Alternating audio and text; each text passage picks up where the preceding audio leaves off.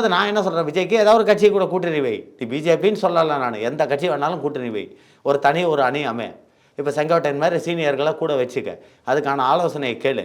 நீ சும்மா ஆதவர்ஜனாவையும் புஷி ஆனந்தையும் வச்சுக்கிட்டு அவங்களுக்கு என்ன தெரியும்? புஷி ஆனந்த் இஸ் பாண்டிச்சேரி அரசியலை பற்றி தெரியும், தமிழ்நாட்டு அரசியலை பற்றி அவருக்கு என்ன தெரியும்? ஆதவர்ஜனா யார்? மார்டினோட மருமகன். அவருக்கு லாட்டரி சீட்டை தவிர வேறு என்ன தெரியும் அவனுக்கு? திமுகவில் உறுப்பினராக இருந்தார், அவ்வளவுதான்.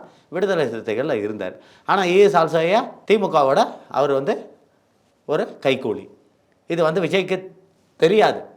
அதாவது சிந்திக்கிற தன்மை இல்லை விஜய்க்கு, புரியுறதுங்களா?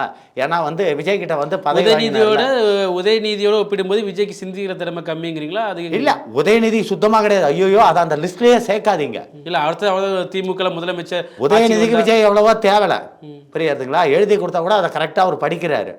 ஆனா இதுக்கு எழுதி கொடுத்தா கூட படிக்க தெரியாது. இப்போ பெரம்பூரில் சமீபத்தில் நடந்த மீட்டிங்கில் பேசுகிறான், சென்னையில் 234 தொகுதிகள் அப்படிங்கிறான். உடனே ஒருத்தன் கையை பிடிச்சி, ஐயா தமிழ்நாட்டில் 234 தொகுதி அப்படின்னா, சாரி, தமிழ்நாட்டில் 234 தொகுதியில் 200 தொகுதியில் நாங்கள் வெல்வோம். இவரெல்லாம் துணை முதலமைச்சர்.